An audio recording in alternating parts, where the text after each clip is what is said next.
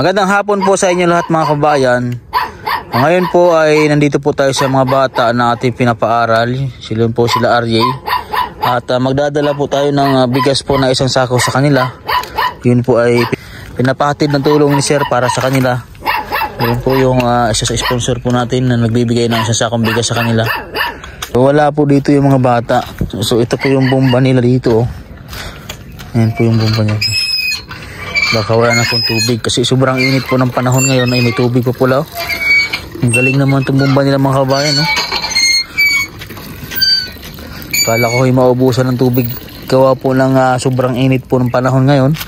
At hapon na po tayo nakapunta sa kanila para dalhan po sila ng isang sakong bigas para po sa loob ng isang buwan. So wala naman po yung mga bata dito. Hindi ko po alam kung nasaan. Baka po pumunta po ng Kalatagan. Nandito naman po ang kanilang uniform. Ngayon po Jesus ko po, kalat-kalat na po yung ano nila, yung mga damit nila dito mga kabayan. Ito po yung mga uniform ng mga bata. Ang hirap po kasi pinabayaan na po siya ng kanilang magulang. Iniwanan po sila dito. Wala pong nag-iintindi sa mga bata. Kung pwede lang po na madala po natin sa bahay. Kaso ayaw din po ng mga bata. Mas gusto po nila dito. Yan. So ayusin natin itong mga uniform po nila. Dito na lang nilagay yung mga uniform. Diyos ko po, karapon. Yung mga suklay. Ako, ang hirap po pagka wala akong nagulang. Iniwan na lang dito ang mga uniform. Diyos ko. Ano na lang. Ang hirap. Diyos ko po, ang kalat ho ng mga damit. Yan po yung mga damit nila, oh. Kanino kaya itong uniform na nandito na lang napakalat-kalat? Ako. Lagay natin ako. Nakakatakot naman. Lagay natin dito. Mga uniform ng mga bata. Eh nako, sus ko po. Yung uniform nila. Ay nako.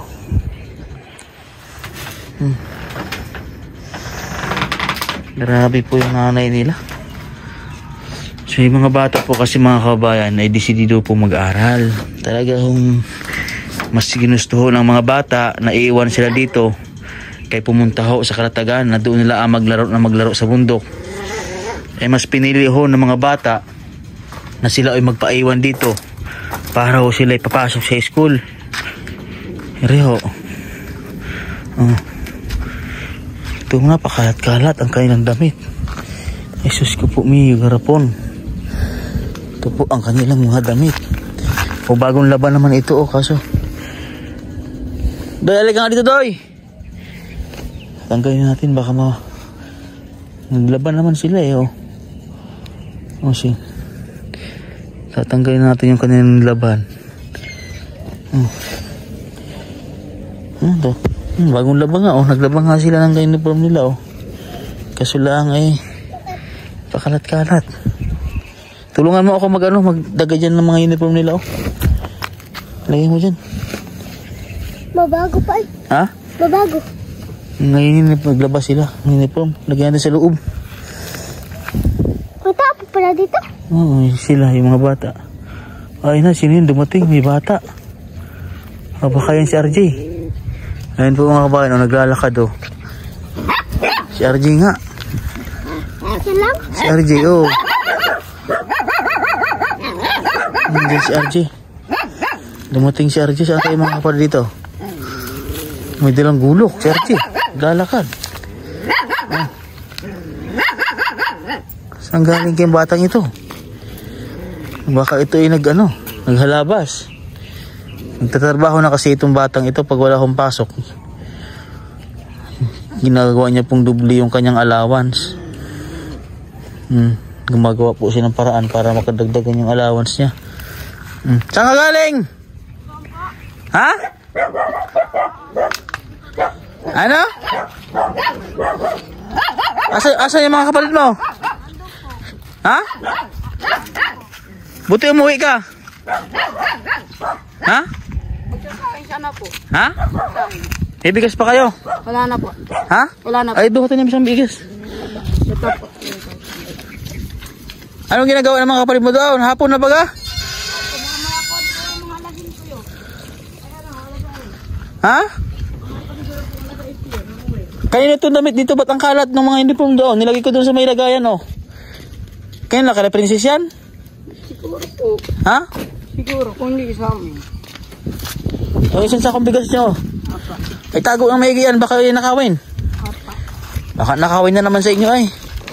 Oh, ayan, ay padala ni Sir sa inyo, yung ating sponsor natin. Oh. Oh, lakas na ni RJ, oh. Grabe, binata na si RJ. Mas matangkad pa sa akin, eh. Oh. Tago maigi yan, ha. Baka, ay, ako magpalis-alis. Oh. Oh, lagay dyan. Saan nyo ba kayo nilalagay yan? Ha? Itago na may GRJ, ha? Baka mawala yung... Baka nakawin na naman ang bigas nyo. Apa. Ha? Apa. Saan nyo ba kayo nilalagay yan? Doon lang po. Ah, may bigas pa kayo? Wala na po ah. Ano, sasaingin mo sana ngayon? Kung... Hindi naman po lang po kakantina. Ha? Ay, ayun pa. May ano pa. Sakto naman. At nagdala po tayo ng isang sakong bigas. Siguro, ayan ay dalawang saingan nilang nila. Ngayong gabi at saka bukas ng maga. Ha? Apo. Itago niyo may GRJ, ha? Apa. Oh. Nalaman niyo na kung sino kumukuha ng bigas niyo dito. Yung kumuha ng pera mo pang-allowance, nalaman mo kung sino kumuha. Hindi na po. Hindi ko na yan. Ha? Hindi ko na po hinahanap yun. Magsasaing ka sana. Apa. Madalas ba nandun yung mga kapatid mo? Tatanggalin ko na sana yung ano, eh. Ayun, oh. Ano eh, bagong laba yan? Siguro po. Hindi. Bagong laba, eh, mabango. Ilagay mo doon sa may planggana, oh. At baka yun, eh, magdamag pang nakalagay dyan, eh. Kanina pa kayo maga doon? Ha? Ako po doon ako natulog. Doon ka natulog? Baka may buhay ako dito. Oh. Nagligo. Naligo ka. Itabi na yan. Ano na, oh, malinis, eh. Bagong laba. Ito, sino ba naglalaba sa inyo? Clarissa po. Si? Ah, si Clarissa, oh. Magaling maglaba si Clarissa, oh. Ano, eh? Malinis, eh. Diyan na nga ang bumba nyo, oh. Kayo yung damit yun doon pakalat-kalat, oh, kay Princess. May Siguro po. uniform, eh. Lagay dun sa loob. Tupiin yan, ha, pagdating ng mga babae, ha.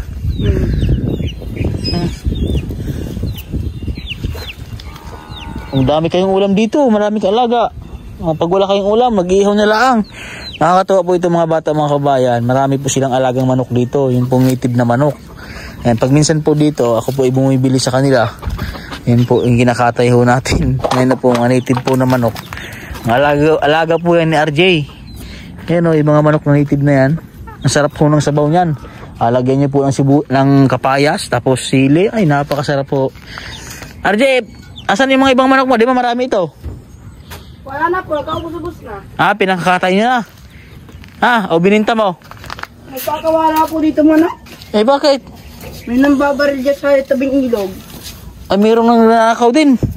Nung nakaraan, ang nawala akong tandang malaki, yung pinakamalaki ko dito yung tandang. Oh, kinatay. Hindi ko po alam kung nung makailang buwan lang nawala. Yung isa ko rin manok na itim nawala rin, nung may sisiw. Eh, baka kinuha na dyan sa mga kabila. Ha? So, ayun po mga kabayan, at buti dumating po si RJ. Dala po tayo ng isang sakong bigas sa kanila. Ayun, maraming salamat po sa sponsor po natin, kay Sir po, na nagpaabot po ng isang sakong bigas sa kanila. Maraming salamat po, Sir. At saktong-sakto naman po dahil dalawang saingan na lang po yung bigas ng mga bata. Yan po yung last po na binigay po natin sa kanila. Yan, maraming salamat po sa inyo, Sir, sa inyong pagpaabot po ng isang sakong bigas sa mga bata.